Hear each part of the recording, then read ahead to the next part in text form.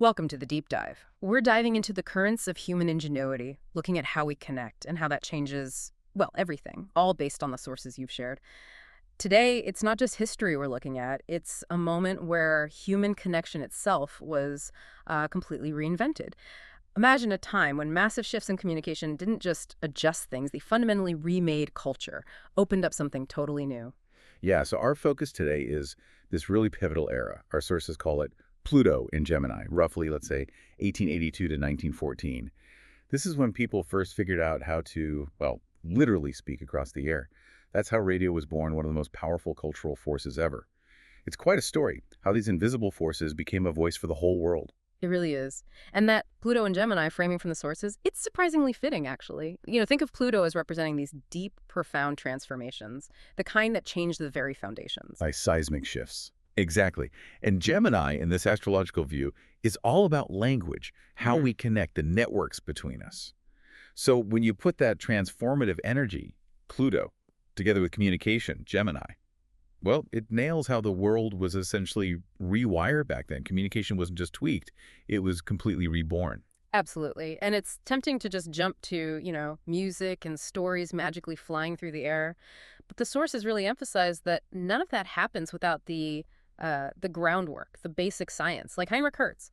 Before him, speaking across the air was basically science fiction, right? It's fantasy, yeah. His experiments, they weren't just proving a theory, they kind of shattered the old limits. They showed that this invisible space was real, that communication could happen there, that one insight just cracked open a future nobody could have really predicted, showing the air was an empty space, but a highway. It really was a paradigm shift. I mean, before Hertz, this ether was just theory. Afterwards, it was real. Something you could actually experiment with. The boldness of it, proving these electromagnetic waves, these invisible ripples of energy, could actually travel through space. It fundamentally changed physics and eventually how we saw our place in the world. Right. It was like the ultimate scientific proof, Yeah.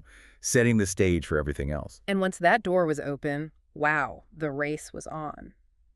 And this is where it gets really human, right? The inventors figuring out how to turn this theory into actual tools. Our sources talk a lot about people like Guglielmo Marconi, Reginald Fessenden. They weren't just thinking, they were building, trying things, failing, trying again. Marconi took Hertz science and just kept refining it, building transmitters to send the waves, receivers to catch them, pushing the distance further and further. And Fessenden, he pushed it even further. He wasn't content with just dots and dashes. Right, the Morse code stuff. Yeah. He was obsessed with sending actual voices. And music. I mean, think about the complexity. Taking sound waves, encoding them onto radio waves, sending them out, and then to decoding them so clearly you could hear a person speak or a song play. It sounds like magic even now. It must have felt like sorcery back then. Yeah. These guys weren't just inventing gadgets. They were inventing the whole idea of broadcasting. And the speed of it all is just, it's kind of mind-blowing, isn't it? It really is. I mean, by 1901, barely 20 years after this period starts, they send a signal clear across the Atlantic Ocean. Yeah. That's not just tech, that shrinks the planet psychologically. Suddenly, these huge distances, they felt different, manageable. The idea that someone in, say, Ireland could talk to Newfoundland without a wire, that's when the impossible starts feeling real. It completely changed how people thought about distance, about time. What took weeks by boat could now happen in moments. And like you said, it wasn't just a scientific curiosity. It quickly found really vital uses, which makes you think, what were those first big real-world impacts? How did it actually change daily life outside the labs? What really jumps out from the sources is the immediate effect on safety, especially at sea. By 1912, wireless was so obviously useful, it became mandatory on ships. Wow, that quickly. Yeah, and that decision, integrating it so fast into infrastructure, well, it tragically proved its value with disasters like the Titanic. Right, of course. Imagine the difference that made, being able to send a distress signal instantly over hundreds of miles. It literally created a lifeline where before there was just silence. It changed maritime safety almost overnight. It's hard to really grasp the full impact of that one rule. Before wireless, a ship in trouble was utterly alone. After 1912, they had a voice, a way to call for help. The sources stress it wasn't just about saving lives, although that was huge. It was about a new feeling of security in a dangerous place. The world, which seemed so vast and quiet, suddenly felt connected by these invisible threads. It shrank in a way the telegraph, even though it was amazing, just couldn't match. So these early steps, they didn't just connect ships, they started subtly rewiring how everyone saw the world. Distances felt smaller, linked by these invisible paths. It began as utility, dots, dashes, urgent messages. But what's really amazing, and the sources highlight this, is how fast that functional tool became something much bigger. Yeah. A cultural force, an art form, almost by accident. It's like discovering fire and then realizing you could paint with the smoke. Exactly. It's fascinating how that utility thing grew into this shared communal experience. The sources talk about how, especially moving into the 1920s and 30s, radio became this sort of collective canvas. Families would gather around the radio, like an electronic hearth. It brought people together in this shared act of listening, of imagining. It was a totally new way for communities, even whole nations, to connect intimately. Listening became a ritual. And think about it, sound became the stage. Radio plays took off, completely changing storytelling. Right. No visuals needed. None. The whole theater was in your head. The Yeah. sources mention Orson Welles' Mercury Theater. Ah, War of the Worlds. Exactly. 1938. It terrified people. They genuinely thought Martians were invading. Because it sounded so real, right? Like actual news bulletins interrupting the show. Totally. It caused widespread panic. And that just showed radio's incredible power, not just to entertain, but to make you believe, to stir up real, raw emotion across a huge population. What you heard could feel intensely real. And it wasn't just high drama like that. Comedies, serials, they became these shared cultural things across the whole country. Shows like Amos and Andy or Fibber McGee and Molly. People weren't just listening passively. Oh, they were talking about it the next day. Exactly. Repeating the catchphrases, laughing at the same jokes. It was like being part of this giant nationwide inside joke. It wasn't just entertainment. It built this sense of shared identity, shared experience that just wasn't possible before. Millions of separate homes all tuned in, sharing a laugh or a gasp. And that shared experience also revolutionized the arts, particularly music. Our sources really paint a picture of music just exploding outwards because of radio. Think about the Grand Ole Opry. Suddenly, it wasn't just Nashville hearing that music.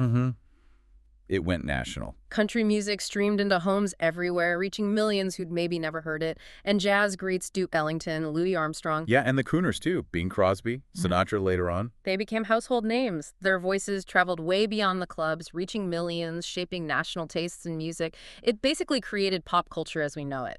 It wasn't just making individuals famous, though. Radio fundamentally changed how culture was consumed and even how it was made. The sources talk about radio creating a national rhythm, a kind of synchronized pulse across the country. That's a great way to put it. Millions of people spread out everywhere. Cities, farms, hearing the same songs, the same stories, the same news, all at the same time. It built this collective awareness, uniting a nation through sound in a way nobody could have imagined before. And the impact went beyond culture, too. It gave leaders this incredibly powerful, intimate new way to communicate. The sources point to Franklin Roosevelt's fireside chats. That's the classic example, isn't it? Absolutely. Prime example. Think about the context, the Great Depression, World War II. Immense anxiety.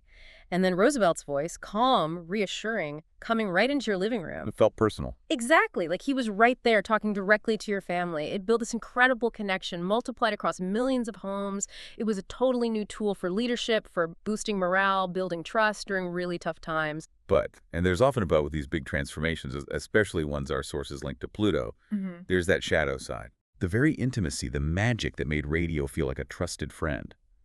That also made it potentially very dangerous.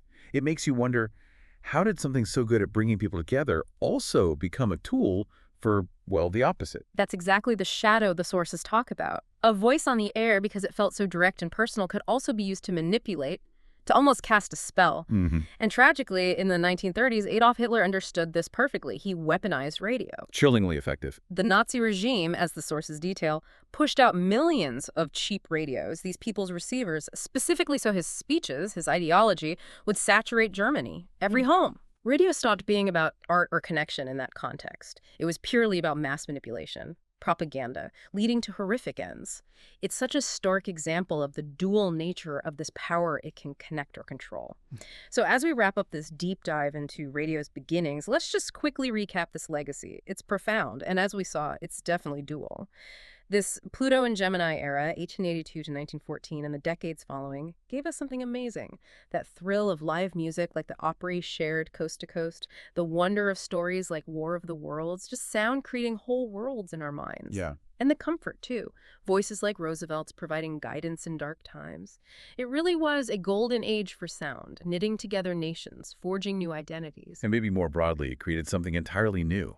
A collective imagination, a shared cultural mind almost, carried on those invisible waves. It was a revolution in how humans experience being part of a whole, moving beyond just your town or city to a national and eventually global shared space. And yet, that shadow aspect we discussed, that's the crucial lesson, isn't it? Every medium, every way we connect carries enormous power. And that power can go either way. It can lift us up, bring us together, inspire, or it can be used to control, to manipulate, to divide. The choice lies with who's using the tool, and maybe also with how critically we listen. Which brings us right to today, doesn't it? As we navigate what our sources call Pluto and Aquarius at this age defined by our digital networks, Yeah. we're facing essentially the same fundamental choice all over again. Will these incredibly powerful networks be tools for creativity, real connection, better understanding?